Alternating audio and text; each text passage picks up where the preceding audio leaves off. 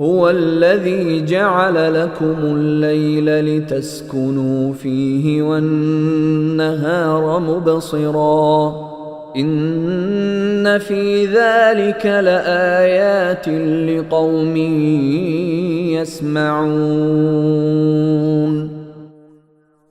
اللہ وہ ہے جس نے تمہارے لیے رات بنائی تاکہ تم اس میں سکون حاصل کرو، اور دن کو ایسا بنایا جو تمہیں دیکھنے کی صلاحیت دے۔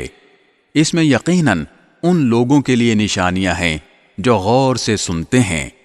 قالوا اتخذ الله ولدا سبحانه هو الغني له ما في السماوات وما في الأرض إن عندكم من سلطان بهذا أتقولون على الله ما لا تعلمون۔